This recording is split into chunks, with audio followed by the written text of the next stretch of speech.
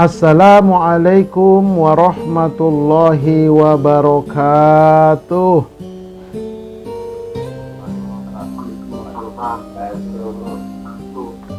Alhamdulillahi wa kafa. Wassalatu wassalamu ala asyrafil anbiya'i wal mursalin wa ala alihi wa ashabihi ajma'in. Amma ba'd. Tiada kata yang pantas untuk senantiasa kita ungkapkan pada malam hari ini, tanggal 22 Juni tahun 2024 atau tanggal 15 Zulhijjah 1445 Hijriah, kecuali puji dan syukur hadirat Allah Subhanahu wa taala dengan melafazkan kalimat hamdalah. Alhamdulillahirabbil alamin. Semoga kita seluruh sahabat-sahabat santri dan keluarga senantiasa mendapatkan curahan rahmat dari Allah Subhanahu wa taala. Amin Allahumma amin. Salawat dan salam semoga Allah sampaikan keharibaan uswatun hasanah kita, Nabi kita Nabi Muhammad sallallahu alaihi wasallam. Baik, sebelumnya saya punya majelis studi dakwah terapan tuh di channelnya Ustadz Arifin Purba. Nah, kemudian kami mengembangkan sebuah kegiatan yaitu menyelenggarakan program pesantren virtual Pondok Sholat. Ya. Kemudian isinya apa? Mengevaluasi sholat dari semua sisi. Maksudnya sholat yang sudah kita kerjakan selama ini coba kita evaluasi. Sudah benar atau belum gitu. Sudah sesuai dengan tuntunan Rasulullah atau belum. Jangan-jangan banyak yang masih belum. Nah, makanya inilah ya momennya setiap malam Ahad, yuk kita ikut nyantri ya. Jadi santri mudah dan murah, cukup dari rumah ya, tidak perlu kita jauh-jauh. Nah, oke ya. Ini ada tiga tingkatan. Yang pertama tingkat dasar. Setiap Sabtu malam Ahad 12 pertemuan. Nah, malam hari ini kita masuk pertemuan ketiga. Setelah selesai tingkat dasar, nanti kita akan melanjutkan ke tingkat lanjutan. Ya. Baru setelah itu nanti tingkat pemantapan. Sip. Nah, pertemuan yang ketiga. Pertemuan yang ketiga malam hari ini. Sebelumnya mari sama-sama kita luruskan dulu niat kita. Nah, ini karena kalau nggak berniat nanti capek kita ngikutin kajian, ternyata nggak ada nilainya di sisi Allah. Kan sayang, rugi kita. Makanya luruskan niat. Apa niatnya Ustadz? Nih niatnya. Bagi para santri, niatnya ini nawaitu atlubul ilma ibtigha'a mardotillah, yang artinya aku berniat menuntut ilmu. Nawaitu aku berniat atlubul ilma, menuntut ilmu, ibtigha'a mardotillah, mencari keridhaan Allah. Itu niatnya ya, karena innamal a'malu binniyat. Tuh. Nah, bagi penceramah, bagi saya niatnya ini, nawaitu uballighul ilma ibtigha'a mardotillah.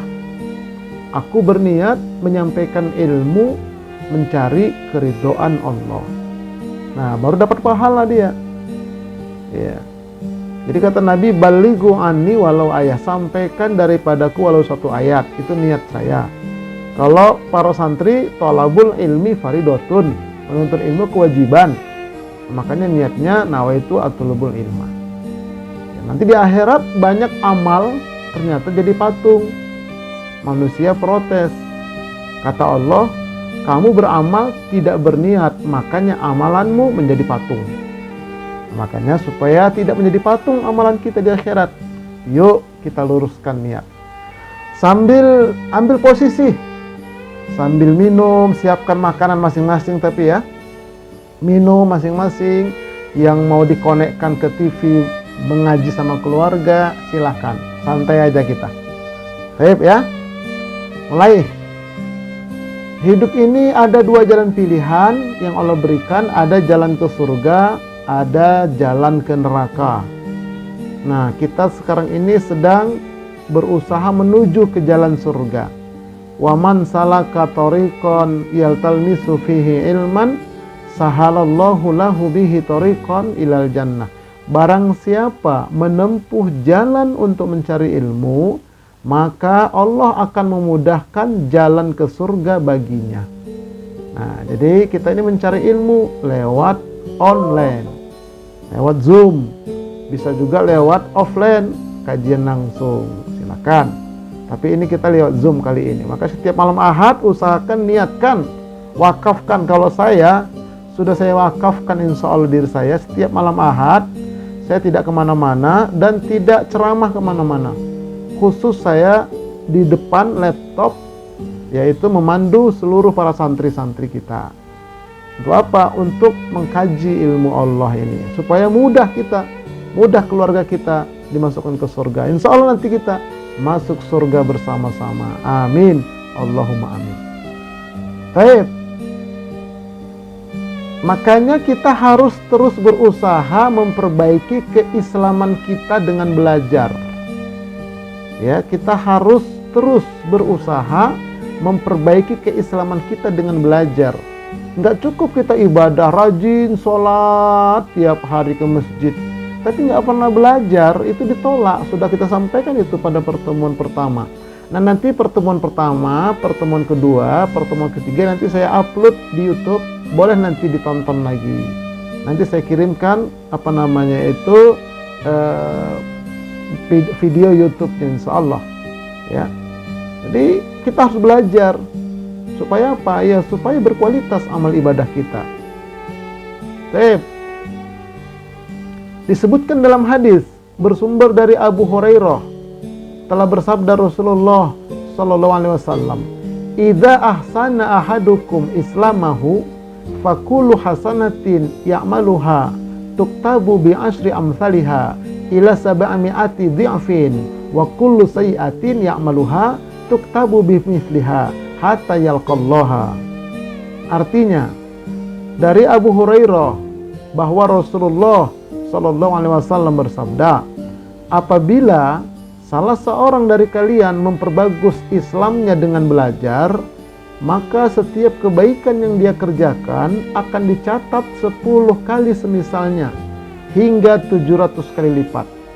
Dan setiap kejelekan yang dia kerjakan niscaya dicatat dengan semisalnya saja hingga dia menemui Allah. Hadis riwayat Imam Muslim, nomor hadisnya 185, terbitan tahun 2009. Masing-masing nanti tergantung terbit tahunnya ya. Kalau tahun 2009 nomornya sekian. Kalau tahun 2012 nanti nomornya beda lagi. Dan ini hadisnya sahih. Nah, makanya kita wajib belajar ini begitu. Terus belajar. Saya juga masih belajar. Saya belajar. Tetap kita ngaji. Nggak boleh udah di ustadz itu berhenti. Nggak boleh. Sombong nanti jadinya. Jadi belajar terus. Nah, ini kita belajar lewat Zoom. Supaya apa? Kebaikan kita itu dilipat gandakan oleh Allah. Makanya sekali lagi coba siapkan dan wakafkan diri sahabat. Oh, saya setiap malam Ahad saya harus ngaji. Apapun yang terjadi kecuali kalau ada keperluan yang sangat urgen. Oke ya. Maka ini wajib kita belajar terus. Ini hadisnya sahih. Beda dengan orang sholat tiap hari tapi dia nggak memperbagus Islamnya, nggak belajar, itu nilainya nggak besar, kecil nilainya, kecil. Tapi kalau kita belajar nilainya besar, 700 kali lipat. Kalau kita berbuat dosa cuma 1 dicatat sampai kita menemui Allah, sampai kita mati. Nah, itu luar biasanya ini hadis ini. Nah, oke, baik. Makanya bagaimana memperbagus keislaman kita khususnya tentang sholat? Belajar terus belajar. Oke, belajar terus belajar. Makanya saya pakai Zoom meeting begini, saya buat animasi, saya buat tulisan-tulisan supaya tidak hanya memandang wajah saya. Ya Bapak Ibu, sahabat-sahabat mungkin seringlah ikut Zoom ya, macam-macam modelnya. Nah kalau saya nggak mau, saya hanya melihat wajah saya. Ada tulisannya, ada gambarnya, dan ada animasinya. Insya Allah. Oke, baik ya. Mari kita lihat. Moto: perbaiki sholatmu, maka Allah akan memperbaiki keadaanmu dunia dan akhirat. Nah itu luar biasa itu. Jadi kita harus memperbaiki, meningkatkan kualitas sholat kita. Nanti ada 3 hal itu. Pertama, sholat secara syariat sudah sesuai apa belum. Baru nanti naik sholat secara thariqat, itulah dia khusyuk. Baru yang ketiga, sholat secara ma'rifat, hakikat, itulah dia wusul. Wusul itu nyampe kepada Allah. Nah yang dikatakan ihsan, anta'budallaha ka'annaka tarahu fa illam takun tarahu fa innahu yarak. Engkau menyembah Allah seolah-olah engkau dapat melihat Allah. Jika engkau belum bisa seperti itu, yakinlah engkau sedang dilihat Allah. Itu wusul, nyampe di hakikat ma'rifat. Itu nanti apa namanya itu pada tingkat pemantapan dia. Pada tingkat pemantapan. Jadi kita perbaiki terus, nggak boleh kita merasa yang penting saya sudah sholat, nggak boleh. Terus belajar, ya terus kita tambah kualitas keilmuan dari ibadah sholat kita. Baik, nah masuk kita ke tema kita pada pertemuan ketiga ini, sholat umat terdahulu dan sejarah diwajibkannya sholat 5 waktu. Oke, mari kita lihat ya. Seringkali menjadi pertanyaan di kalangan umat muslim, bagaimanakah atau adakah ibadah sholat para nabi terdahulu? Maka jawabnya ada. Bahkan syahadat mereka ada, puasa mereka ada. Makanya kan disebutkan dalam surah Al-Baqarah, kama kutiba 'alal ladzina min qablikum, sebagaimana telah pernah diwajibkan kepada orang-orang beriman sebelum kamu. Jadi ada puasanya. Zakat ada mereka puasanya. Haji ada. Cuman nanti teknis dan caranya berbeda dengan apa yang dicontohkan atau yang dibawa oleh Rasulullah SAW. Bedanya bagaimana? Lebih disempurnakan dalam Islam. Makanya Rasulullah itu adalah Nabi terakhir menyempurnakan semua bentuk ibadah umat terdahulu itu. Inilah luar biasa Islam ini. Makanya kita bersyukur sekali sebagai umat Rasulullah, tapi harus belajar. Oke. Al-Allamah Abdurrahman As-Sa'di dalam kitab Taisir Al-Karim Ar-Rahman fi Tafsir Al-Kalam Al-Mannan mengemukakan. Ini seorang ulama dari Arab Saudi. Dalam kitabnya dia mengungkapkan begini, anna salata lam tazal masru'atan lil anbiya'il mutaqaddimin wa annaha min afdalil a'mal hatta innahu mutaqarrarun 'indal kuffar fatlaha wa taqdimaha 'ala sa'iril a'mal wa annaha tanha 'anil fahsya'i wal munkar wa hiya mizanun lil iman wa syara'ihi fa bi iqamatiha takmulu ahwalul 'abdi wa bi adadi iqamatiha takhtallu ahwaluhu ad-diniyah. Kita lihat artinya. Sesungguhnya sholat selalu menjadi syariat para nabi terdahulu dan merupakan amalan yang paling utama, sehingga orang-orang kafir mengakui keutamaannya di antara ibadah yang lain, dapat mencegah perbuatan keji dan munkar. Di samping itu, sholat menjadi barometer keimanan dan syariat Islam. Mengerjakannya dapat menyempurnakan kondisi dan keadaan seorang hamba, dan sebaliknya meninggalkannya mampu merubah keadaan ideologinya. Nah, ini diungkapkan oleh ulama Arab Saudi tadi. Nah, jadi karena itu agama-agama lain itu mereka sebetulnya iri terhadap Islam, karena dalam Islam itu ada ibadah menyembah Allah itu lewat sholat. Mereka iri sebetulnya. Sehingga pernah ada cerita itu. Jadi di Amerika itu antara orang muslim dengan non-muslim sedang menonton live streaming bagaimana keadaan di Ka'bah. Orang sedang tawaf jutaan pas haji. Ditanya sama orang muslim, "Wahai saudara, menurut Anda untuk mengatur orang yang banyak di Ka'bah itu supaya mereka itu barisannya rapi, tertib, berapa lama waktu dibutuhkan?" Wah, itu bisa 2-3 jam, kata orang non-muslim ini, mengatur barisan mereka supaya rapi. Oh, kalau di Islam nggak mengatur seperti itu, cukup 1 menit nggak sampai. Cukup 1 menit nggak sampai itu nanti rapi semua. Maka ditampakkan nasihat itu. Nah, ketika qomah, udah setelah qomah, aqimus sufufakum, semuanya rapi, tertib. Wah, salut orang non-muslim itu. Luar biasa Islam katanya. Cukup dengan komando imam, semuanya rapi, barisannya teratur, tertib. Paling nanti ada satu-satu yang agak terlambat. Begitulah mereka irinya terhadap Islam. Ada rukunya, ada sujudnya, ada bersucinya, menghadapnya. Nah, ini makanya kita sebagai orang muslim harus menyadari betapa luar biasanya sholat ini. Tapi sholat yang berkualitas, yang berilmu. Ya, makanya nanti ada sholat zahir, ada sholat batin. Tuh. Ini akan kita dalami terus nanti insya Allah. Baik ya. Nah, di dalam kitab Ta'zim As-Shalah karya Abdul Razak bin Abdul Muhsin Al-Badr terangkum dalil-dalil yang menguatkan bahwa sholat juga telah disyariatkan kepada Nabi dan Rasul sebelum Nabi Muhammad Sallallahu Alaihi Wasallam. Ada ayat-ayatnya banyak sekali, lengkap. Nah, ini disusunlah oleh dalam kitab Ta'zim As-Shalah karya Abdul Razak bin Abdul Muhsin Al-Badr. Mari kita lihat. 1. Nabi Ibrahim. Disebutkan bahwa kejadian saat Nabi Ibrahim meninggalkan Nabi Ismail di lembah yang tak ada orang sama sekali, beliau bermunajat kepada Allah. Ya Allah,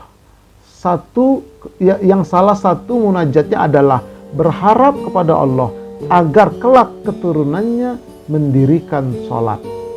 Nah, jadi seperti itu Nabi Ibrahim diabadikan dalam Al-Quran. A'udzubillahi minasyaitonirrajim. Rabbana inni askantu min dzurriyyati biwadin ghairi dzi zar'in 'inda baitikal muharram. Rabbana liyuqimus sholata faj'al af'idatan minan nas tahwi ilaihim warzuqhum minas samarat la'allahum yashkurun. Ya Tuhan kami, sesungguhnya aku telah menempatkan sebagian keturunanku di lembah yang tidak mempunyai tanam-tanaman di dekat rumah Engkau Baitullah yang dimuliakan. Ya Tuhan kami, yang demikian itu agar mereka mendirikan sholat. Maka jadikanlah jiwa bagian manusia cenderung kepada mereka dan berilah rezeki kepada mereka dari buah-buahan supaya mereka bersyukur. Nah, jadi dengan demikian Nabi Ibrahim berdoa kepada Allah agar kelak anak cucunya itu mendirikan sholat.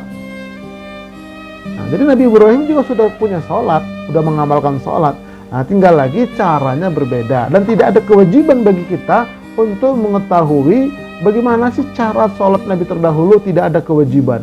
Tapi mengetahui dan meyakini bahwa Nabi terdahulu itu ada sholatnya, wajib kita yakin. Ini dalilnya. Surah Ibrahim ayat 37. Yang kedua, Nabi Syuaib. Termaktub dalam petikan perkataan dari kaum Nabi Syuaib, menandakan bahwa kaumnya yang melakukan kecurangan dalam menakar timbangan itu tidak mengetahui amalan apapun yang paling agung yang dapat mengusik mereka kecuali sholat. Ini diabadikan dalam Al-Quran. Ya Syuaibu as-salatuka ta'muruka an natruka ma ya'budu aba'una aw an naf'ala fi amwalina ma nasha'u innaka la antal halimur rasyid. Hai Syuaib, apakah salatmu menyuruh kamu agar kami meninggalkan apa yang disembah oleh bapak-bapak kami atau melarang kami memperbuat apa yang kami kehendaki tentang harta kami? Sesungguhnya kamu adalah orang yang sangat penyantun lagi berakal. Nah, jadi kaumnya Nabi Syuaib juga itu sudah melihat bahwa dan menyaksikan bahwa Nabi Shu'aib itu mengajarkan dan mengajak mereka untuk sholat. Jadi sudah ada sholat sejak zaman Nabi Shu'aib. Ini surah Hud ayat 87. Baik. Nabi Musa alaihissalam, Allah telah memerintahkan sholat kepada Nabi Musa, sekaligus memberinya perintah agar kaumnya juga mendirikan ibadah sholat. Nih kita lihat ayatnya. Wa anakhtartuka fastami' lima yuha innani anallah la ilaha illa ana fa'budni wa aqimis sholata li dzikri. Dan aku telah memilih engkau, hai Musa, maka dengarkanlah apa yang akan diwahyukan kepada engkau, hai Musa. Sesungguhnya aku ini adalah Allah, tidak ada Tuhan yang sebenarnya kecuali hanya aku. Maka sembahlah aku dan dirikan sholat untuk mengingat aku. Nah, ini sejarah Nabi Musa. Jadi Nabi Musa juga ada sholatnya. Jadi begitu, harus yakin kita, nggak boleh ragu di sini. Nah, cuma sekali lagi caranya sholat mereka bagaimana? Tidak wajib bagi kita untuk mengetahui. Nah, kemudian Nabi Daud alaihissalam. Allah mengisahkan Nabi Daud alaihissalam yang ingin bertaubat dan kembali kepada Allah. Beliau tidak memiliki cara selain dengan mendirikan sholat. Fastaghfara rabbahu wa kharra raki'an wa anab. Maka dia, Nabi Daud, meminta ampun kepada Rabb-nya, lalu menyungkur sujud dan bertaubat.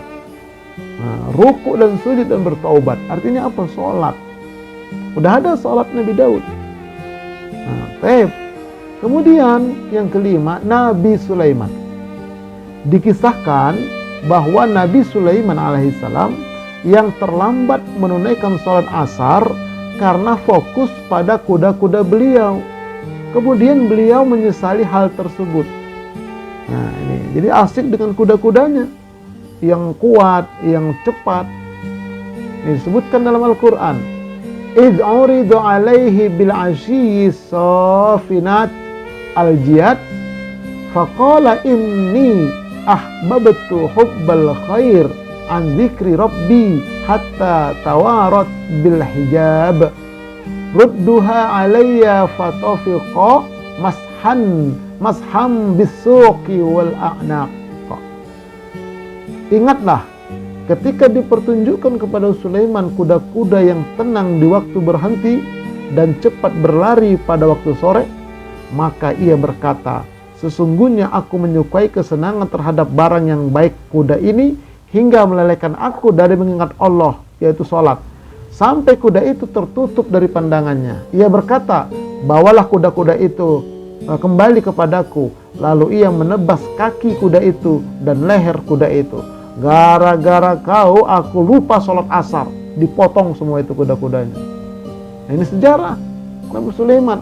Berarti sudah ada sholat Nabi Sulaiman.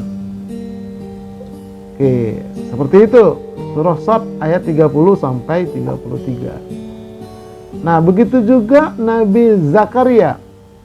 Telah dikisahkan bahwa Nabi Zakaria yang kala itu berusia sangat lanjut, belum juga dikaruniai keturunan. Beliau tak henti-hentinya berdoa kepada Allah. Kemudian Allah mengutus Jibril untuk mengabarkan hal tersebut. Dan di saat Jibril datang, Nabi Zakaria tengah beribadah sholat. Fanadat uhul malaikatu wa huwa qaimu yusalli fil mihrab. Kemudian malaikat Jibril memanggil Nabi Zakaria. Sedangkan Nabi Zakaria, ia tengah berdiri melakukan sholat di mihrab. Nah, jadi sudah ada sholat Nabi Zakaria.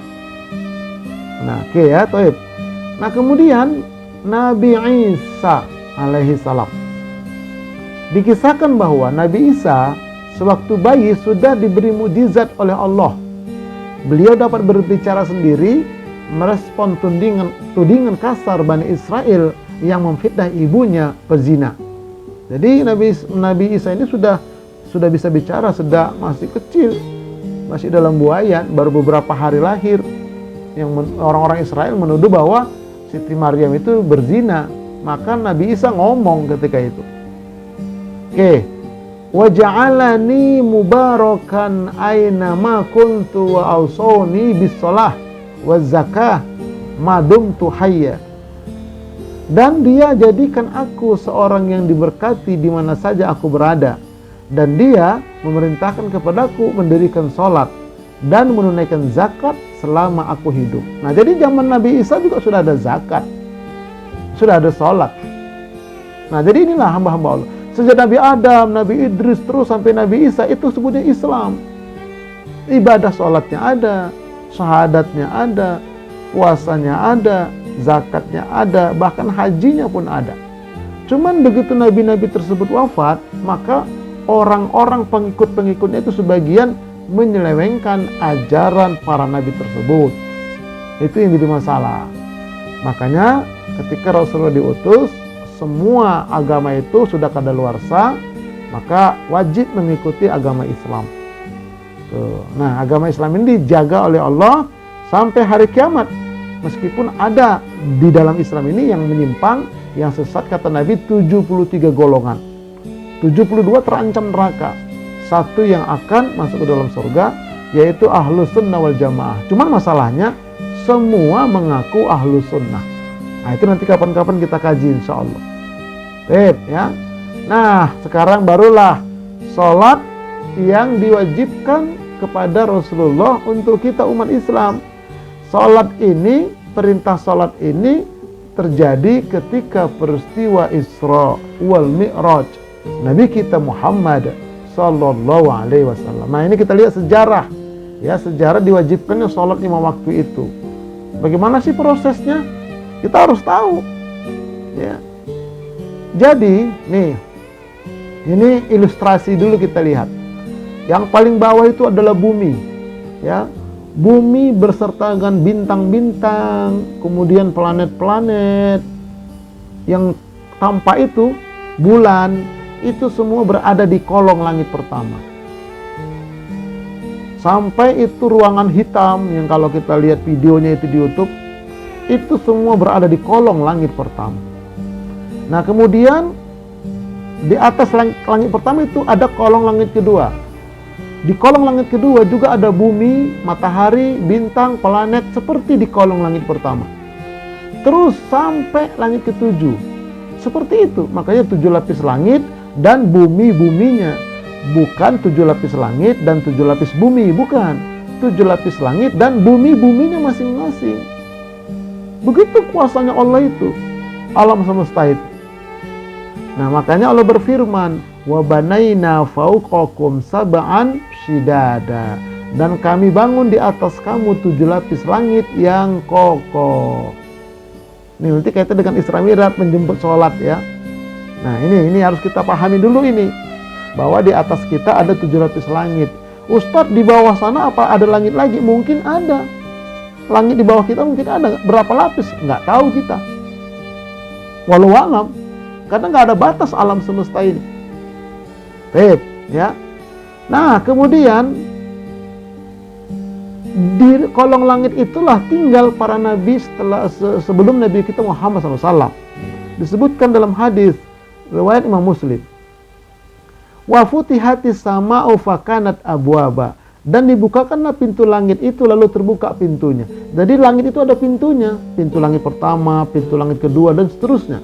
Ketika Rasulullah Mi'raj, diketok pintu langit pertama. Siapa di luar? Jibril. Sama siapa? Sama Muhammad. Apakah dia telah diutus? Dia telah diutus. Maka dibuka pintu langit pertama. Krek, ketemu dengan Nabi Adam alaihi salam. Ini sahih hadisnya, ya, riwayat Imam Muslim. Di langit kedua, ketemu dengan Nabi Yahya dan Nabi Isa alaihi wassalam. Di kolong langit ketiga, ketemu dengan Nabi Yusuf alaihi salam.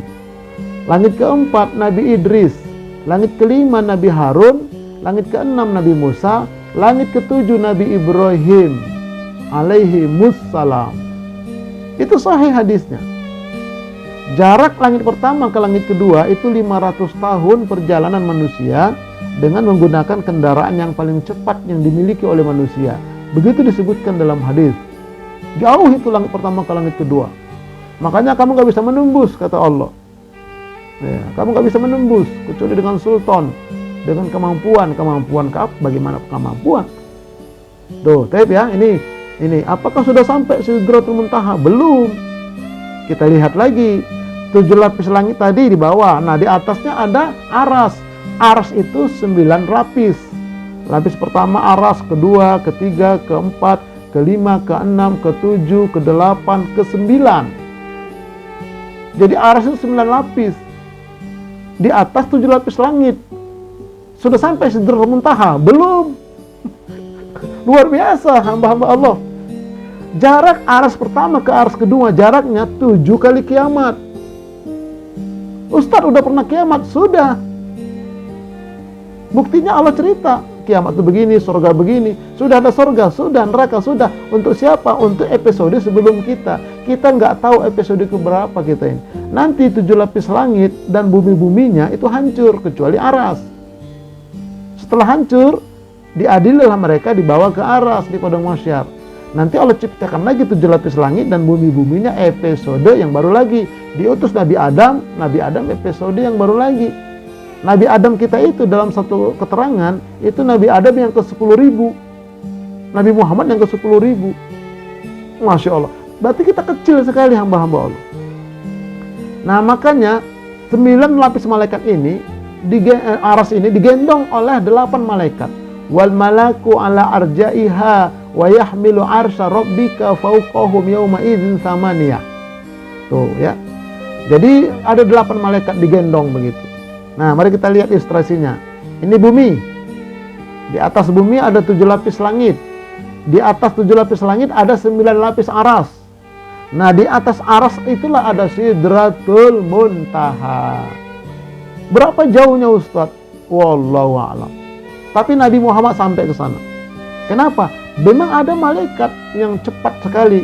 Wasabihati sabha, fasabiqati sabqa. Demi malaikat-malaikat yang turun dari atas dengan cepat dan malaikat-malaikat yang mendahuluinya dengan kencang. Jadi malaikat itu berkejar-kejaran turun, naik, berkejar-kejaran. Nah, Rasulullah bersama dengan malaikat Jibril lebih cepat lagi. Nah, ini harus kita imani seperti itu ya. Nah, sampai di Sidratul Muntaha ketika Nabi Isra Mi'raj itu langsung tersungkur, duduk tersungkur di hadapan Allah, Nabi langsung baca ini. At-tahiyatul mubarakatut sholawatut thayyibatu lillah. Ini dibaca Nabi ketika Nabi duduk tersungkur. Ya. Tersungkur. Segala penghormatan, segala keberkahan, dan segala doa, segala kebaikan adalah milik Allah. Inilah pujian Nabi di hadapan Allah di Sidratul Muntaha. Malaikat Jibril nggak bisa masuk. Nah kemudian Allah membalas ya ucapan Nabi ini.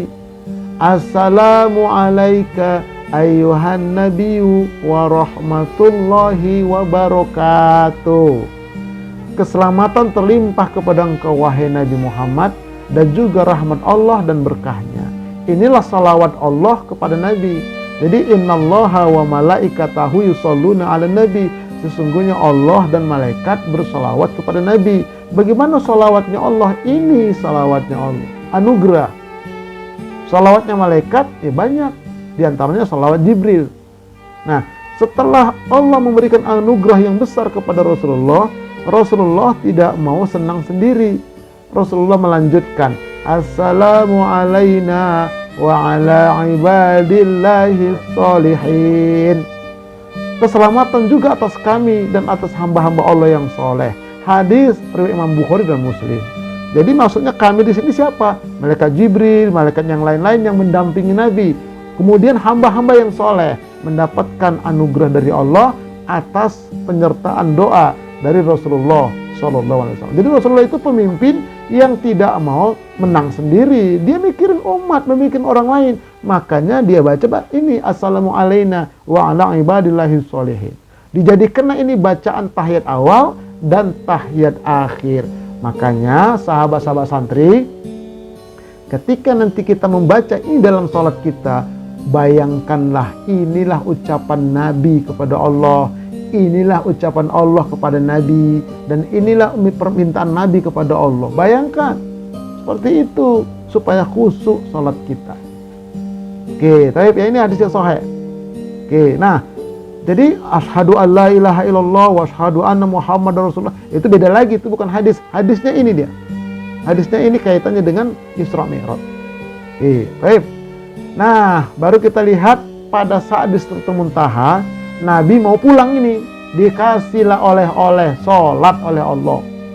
An Anas ibni Malikin, anna Rasulullah sallallahu alaihi wasallam qala, fa'auhallahu ilayya ma'auha fafaradu alayya khamsina salatan fi kulli yaumin wa lailatin.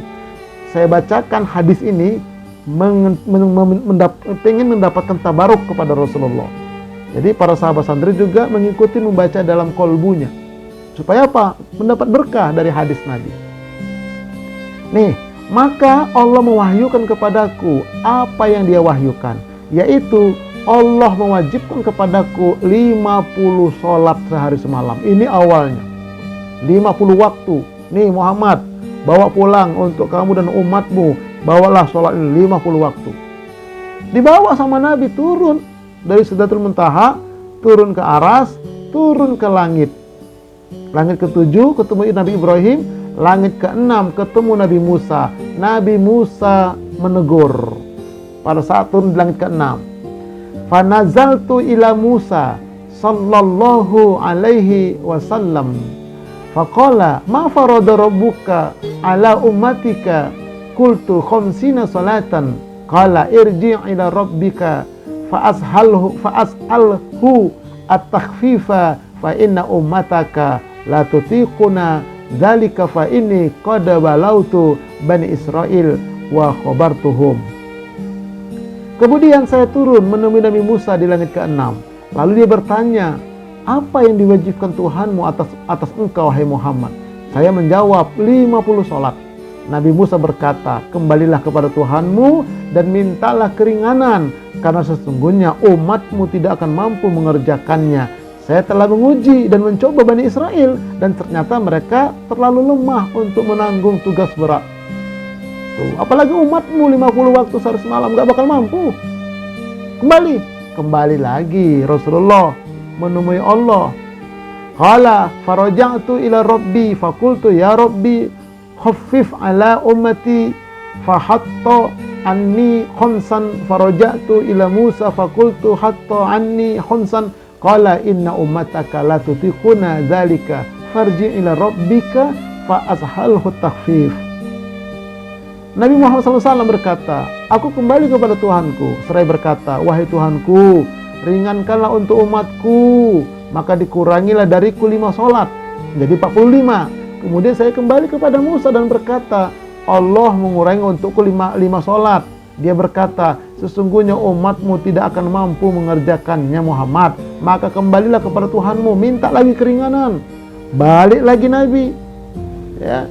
Qala falam azal arji'u baina rabbi tabaraka wa ta'ala wa baina Musa alaihi salam hatta qala ya Muhammad innahunna khamsu salawatin kulla yawmin wa lailatin li kulli salatin asrun fadzalika khamsuna salatan wa man hamma bihasanatin falam ya'malha kutibat lahu hasanatan fa in amilha kutibat lahu asron wa man hamma bisai'atin falam ya'malha lam tuktab syai'an fa in amilaha kutibat syai'atan wahidatan. Maka teruslah menerus saya pulang balik antara Allah dan Nabi Musa. Bolak-balik sampailah kurang lebih 9 kali. Hingga Allah berfirman, wahai Muhammad, sesungguhnya ini adalah 5 sholat saja sehari semalam. Setiap sholat pahalanya 10. Maka semuanya menjadi 50. Wah, luar biasa itu anugerah kepada umat Rasulullah. Walaupun kita cuma 5 kali sehari semalam, tapi nilainya seperti 50. Kenapa? Dikali 10. Ya, barang siapa yang meniatkan kejelekan lalu dia tidak mengerjakannya, maka tidak ditulis dosa baginya sedikit pun. Kita ada niat kejelekan, tapi nggak kita kerjakan, nggak jadi dosa. Jika dia mengerjakannya, maka ditulis cuma 1 aja kejelekan. Itulah umat Rasulullah SAW. Anugerahnya. Nah, ini ya luar biasa. Jadi tiap hari kita niatnya jelek aja, niat mau begini, tapi nggak kita kerjakan, nggak jadi dosa. Begitu kita kerjakan, 1 aja dosanya. Tapi kalau pahala 10 kali dilipat. termasuk sholat. Insya Allah, ini luar biasa Islam ini, kalau kita menyadari. Taib, qala fanazaltu hatta intahaitu ila Musa sallallahu alaihi wasallam fa akhbartuhu faqal irji ila rabbiki fas'alhus takhfif. Faqala Rasulullah sallallahu alaihi wasallam faqultu qad raja'tu ila rabbi hatta istahaitu minhu. Kemudian saya turun sampai saya bertemu dengan Nabi Musa lagi. Setelah aku ceritakan hal ini kepadanya, dia berkata, kembali lagilah kepada Tuhanmu, mintalah keringanan. Maka saya pun berkata, sungguh saya telah kembali kepada Tuhanku, sampai saya pun malu kepadanya. Enggak lagi katanya, sudah tinggal 5, masa saya balik lagi minta lagi keringanan. Enggak, saya malu. Itu kata Rasulullah. Nah, cukuplah 5, tapi dikali 10 menjadi 50. Tetap 50 pahalanya. Kali 10 soalnya. Nah, ditambah lagi nanti dengan macam-macam sholat sunnah. Banyak sholat sunnah. Ada 21 macam sholat sunnah. Itu nanti kapan-kapan kita kaji. Sip ya. Nah, sekarang dalam kitab Majalis As-Saniyah, syarah dari kitab Arba'in Nawawi yang didasarkan pada riwayat Akhbar diterangkan. Nih, ini asal muasal ini sholat. Pertama, asal muasal sholat subuh terinspirasi dari Nabi Adam. Bahwa ketika beliau diturunkan ke bumi, diperkirakan pada waktu malam hari. Situasi sangat gelap sehingga membuatnya ketakutan. Hingga fajar tiba, beliau melihat cahaya terang. Beliau lekas mengerjakan sholat 2 rakaat. Rakaat pertama sebagai rasa syukur beliau atas keselamatan beliau dari kegelapan malam. Rakaat kedua sebagai rasa syukur atas kembalinya cahaya terang. Nah, jadi Nabi Adam alaihissalam itu waktu di surga nggak ada malam, siang terus. Begitu diturunkan ke bumi, kaget dia, malam gelap. Tapi pas pagi-pagi itu ada cahaya. Wah, ini enak ini cahaya. Lama-lama agak terang. Nah, baru dia sholat situ 2 rakaat. Nah, inilah makanya sholat subuh kita itu terinspirasi dari sholat subuhnya Nabi Adam alaihissalam. Nah, ini disebutkan dalam kitab Majalis Saniyah. Tapi dalam kata ulama dalam bentuk khobar. Ya. Yang kedua, dalam kitab Majalis Saniyah juga, ya. Ini tadi sudah. Yang kedua, sholat zuhur terinspirasi dari Nabi Ibrahim. Saat peristiwa penyembelihan Nabi Ismail, diperkirakan detik-detik akhir penyembelihannya terjadi saat posisi matahari di atas kepala. Makanya dimulai wukuf itu mulai tergincir matahari. Nabi Ibrahim melaksanakan sholat 4 rakaat. Rakaat pertama sebagai rasa syukur karena ada pengganti Nabi Ismail. Rakaat kedua sebagai rasa syukur atas hilangnya kesedihan yang sebelumnya beliau alami karena harus mengorbankan putranya. Yang ketiga, rakaat ketiga sebagai ungkapan mengharapkan ridho Allah. Dan rakaat keempat sebagai rasa syukur mendapatkan nikmat berupa hewan kurban dari surga yang menggantikan Nabi Ismail. Maka diwajibkan kepada kita sholat zuhur itu terinspirasi dari sholatnya Nabi Ibrahim alaihissalam. Tuh, tapi pertama Nabi Adam, yang kedua Nabi Ibrahim. Nah, kemudian yang ketiga sholat asar terinspirasi Nabi Yunus. Diperkirakan bahwa Nabi Yunus keluar dari perut ikan Nun dan terdampar di pesisir pada waktu asar. Nabi Yunus segera melaksanakan sholat 4 rakaat. Ya. 4 rakaat tersebut mewakili rasa syukurnya telah terlepas dari 4 macam kegelapan. Pertama, kegelapan karena kesalahan, gelap pikiran, gelap hati maksudnya. Yang kedua, kegelapan dalam perut ikan, gelap sekali di sana. Yang ketiga, gelapnya dalam dasar laut. Dan yang keempat, gelapnya malam selama di dalam perut ikan. Makanya sholat 4 rakaat waktu asar. Nah, itulah diwajibkan kepada kita waktu asar. Penyempurna Rasulullah ini. 3. Yang keempat, sholat maghrib terinspirasi dari Nabi Isa alaihissalam. Saat beliau meninggalkan kaumnya pada waktu terbenamnya matahari, beliau melaksanakan sholat 3 rakaat. Rakaat pertama untuk meniadakan ketuhanan selain hanya Allah saja, menafikan Tuhan lain. Rakaat kedua untuk menegaskan tuduhan zina dari kaumnya terhadap ibunya. Rakaat ketiga untuk meyakinkan kaumnya bahwa Tuhan yang berhak disembah hanya Allah saja. Maka kita sholat maghribnya terinspirasi dari sholat Nabi Isa alaihissalam. Baik, yang keempat, yang kelima sekarang. sholat Isya terinspirasi dari Nabi Musa alaihissalam. Dikisahkan bahwa Nabi Musa tersebut dalam perjalanan meninggalkan Madian, Nabi Musa saat itu ditimpa 4 macam kesedihan. Pertama, kesedihan karena istrinya, saudaranya yang bernama Nabi Harun, putranya, dan kekuasaan Fir'aun.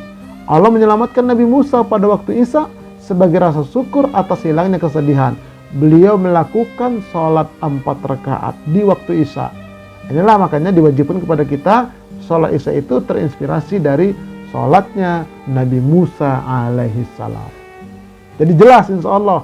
Ya, jadi umat terdahulu ada sholatnya, tapi tidak wajib bagi kita mengetahui bagaimana persisnya. Dan sejarah yang diwajibkan yang sholat 5 waktu lewat Isra Mi'raj. Nah kemudian sholat yang kita lakukan selama ini, ya, itu adalah inspirasi dari nabi-nabi yang terdahulu tadi. Jadi waktu awal-awal sholat kita itu disebutkan dalam satu keterangan, waktu Rasulullah sebelum Isra Mi'raj, Rasulullah juga sudah sholat mengikuti Nabi sebelumnya. Cuman waktu itu informasinya itu sholatnya hanya berdiri seperti sholat mayit. Begitu hijrah ke Madinah baru ada firman Allah, farka'u ma'ar raki'in, sujud rukuklah bersama dengan orang yang ruku, fasjudu, sujudlah kalian. Maka disabdakan Nabi, wasallu kama ra'aitumuni usolli, salatlah kalian sebagaimana kalian melihat aku salat. Dipraktekkan sama Nabi itu di Madinah. Maka jadi lengkaplah seperti ini. Sama seperti puasa kita juga dulu itu awalnya begitu. Awal puasa dalam Islam itu tahun kedua Hijriah, itu awal puasa dari habis sholat Isya sampai maghrib hari berikutnya. Nah jadi ada para sahabat itu, begitu habis sholat maghrib dia kecapean siang, sholat maghrib dia makan, habis itu dia tidur sampai menjelang subuh. Baru dia sholat subuh, nggak sahur dia Isya. Akhirnya besok kerja lagi dia pingsan. Beberapa hari begitu, sahabat lain juga begitu. Makanya dirubah sahurnya itu sejak terbit fajar subuh, azan subuh sampai terbenam matahari. Tidak habis Isya lagi. Dulu awalnya habis Isya. Itu penyempurnaan. Begitulah semua sejarah ibadah di dalam Islam. Enggak langsung jadi, enggak. Nah, jadi wawasan kita nambah insya Allah. Baik. Nah, ini semuanya ada di buku panduan. Saya menulis buku ini 300 halaman kurang lebih. Kalau para sahabat santri yang sudah punya, alhamdulillah. Nanti kita silakan baca-baca. Sebagian besar ada di situ, tapi ada yang belum terisi. Nah, kemudian nanti masalah terjemahnya nanti kita perlu pakai buku ini. Ya, pada pertemuan-pertemuan berikutnya. Nanti silakan hubungin admin lah. Ada kok nomornya, di nomor admin itu ada nomornya. Silakan teknisnya nanti kasih alamat, nanti bisa dikirimkan ya lewat jasa pengiriman. Wallahu a'lam bishawab. Insyaallah kita bersambung pada pertemuan yang keempat di malam Ahad yang akan datang. Insyaallah. Insyaallah. Hamba-hamba Allah, yuk kita lanjutkan dengan